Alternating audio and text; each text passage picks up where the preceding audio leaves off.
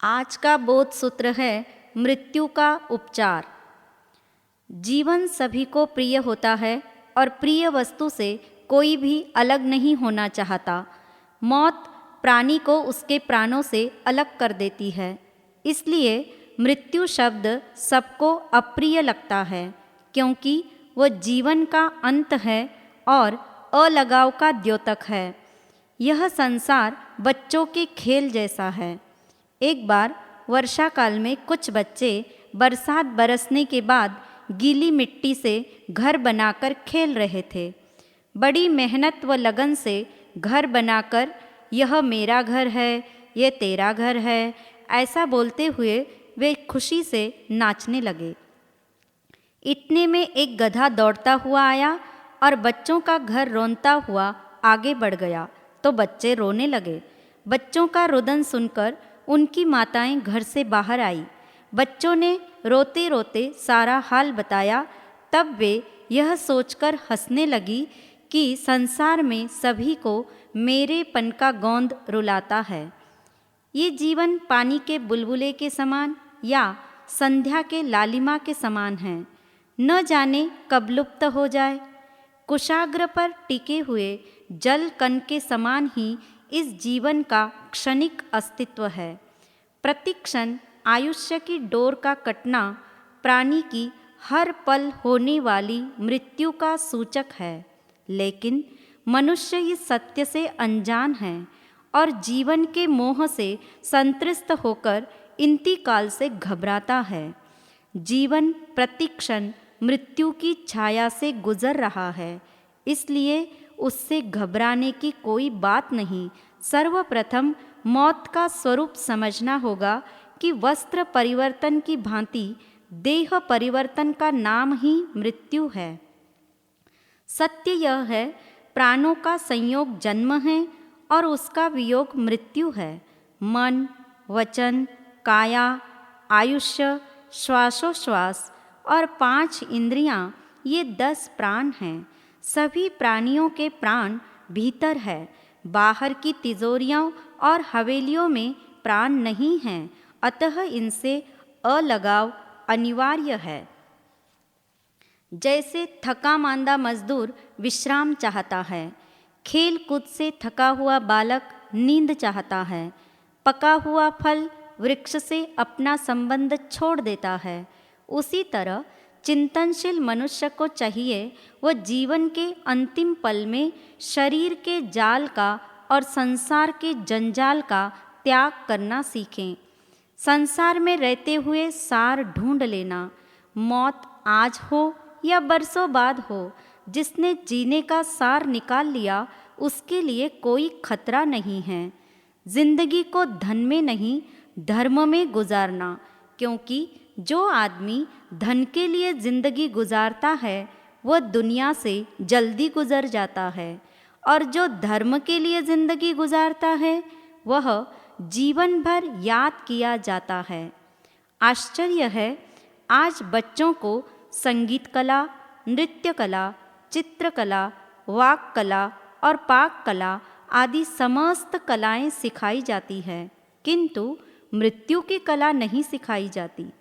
आरोग्य शास्त्र को पढ़ने में आज सभी की दिलचस्पी है, जबकि आरोग्य शास्त्र को एक व्यक्ति जाने या न जाने तब भी उसका काम चल सकता है, क्योंकि वह बीमार पड़े या न भी पड़े निश्चित नहीं कहा जा सकता। परंतु मृत्यु शास्त्र पढ़ना इसलिए अनिवार्य है क्योंकि मरण किसी का टलता नहीं, उससे हर प्राणी गुजरता ही है। ज्ञानी कहते हैं, जीवन को जो निर्मोह ढंग से जीना प्रारंभ करते हैं वे मृत्यु को सही ढंग से जानते हैं और जीवन का सही आनंद पाते हैं। जन्म कहाँ हुआ और किस स्थिति में हुआ, यह व्यक्ति के मूल्यांकन का आधार नहीं बन सकता। गलत ढंग से जीना तो माफ़ किया जा सकता है, पर गलत ढंग से मरना कभी माफ़ नहीं किया जा सकता। जिंदगी में छोटी बड़ी भूलें चल सकती है, लेकिन आखिरी क्षण की भूल मनुष्य को दंडित किए बिना नहीं रहती। एक अमीर व्यक्ति ने गौतम बुद्ध के चरणों में आकर विनम्र निवेदन किया, मैं आपके श्री चरणों में बैठकर ध्यान सीखना चाहता हूँ। बुद्ध ने कहा, ध्यान अवश्य सिखाया जाएगा, किंतु इसके लिए तुम्हें 3 महीने मरघट में व्यतीत करने होंगे। उस व्यक्ति ने साश्चर्य पूछा, ध्यान का मरघट से क्या संबंध है? गौतम बुद्ध ने कहा, जब तक मनुष्य मृत्यु के प्रति नहीं जागेगा तब तक वह अंतर्मुखी नहीं हो सकेगा। इसलिए पहले ये देखकर आओ कि जीवन का अंतिम परिणाम क्या है। जब तुम देखोगे जिन्होंने जीवन में जो पाने योग्य था वह सब पाया, फिर भी अर्थी पर सवार होकर मरघट जा रहे हैं, यह देखकर मन की बहिर्मुखता टूटेगी, मन अंतर्मुखी होगा और ध्यान में स्थिरता आएगी।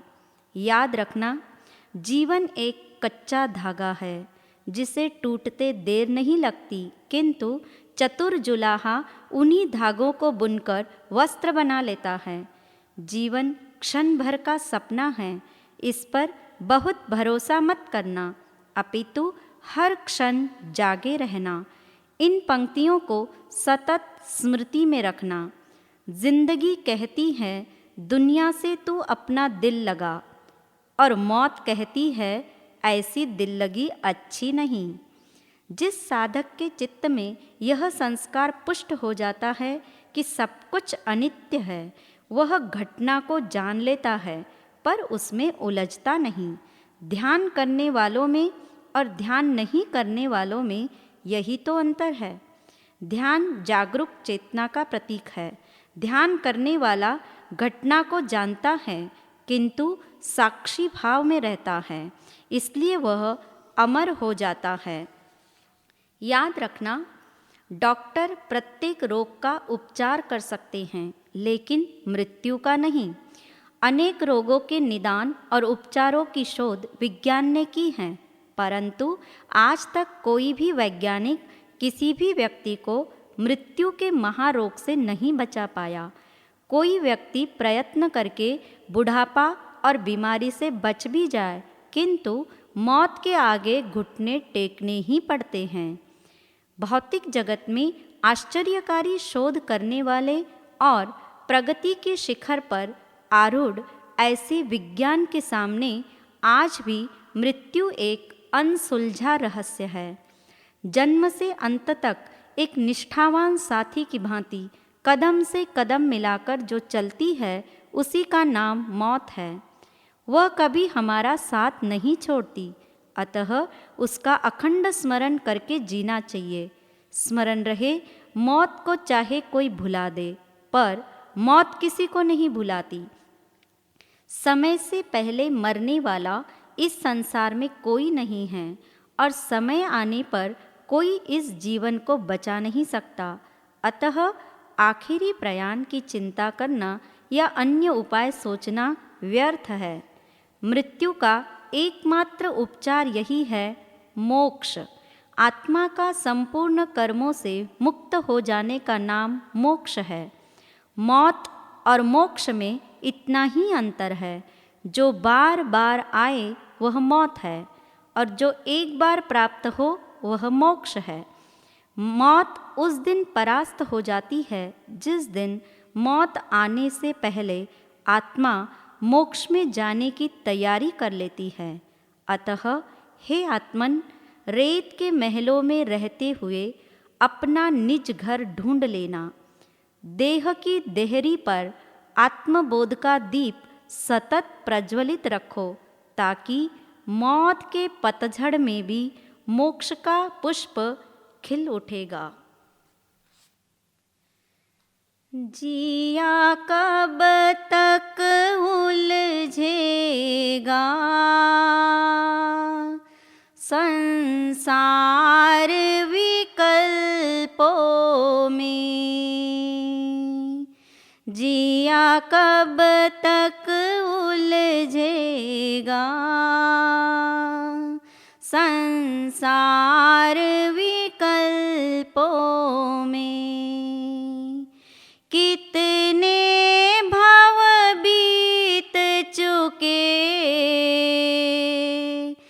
संकल्प विकल्पों में जिया कब तक उलझेगा। तू कौन कहाँ का है और क्या है नाम तेरा। तू कौन कहाँ का है और क्या है नाम तेरा। आया किस घर से है, जाना किस गाँव जरा। अंतर्मुख हो जा तू तो सुख है निर्विकल्पों में। कितने भव बीत चुके संकल्प विकल्पों में जिया कब तक उलझेगा। संसार विकल्पों में।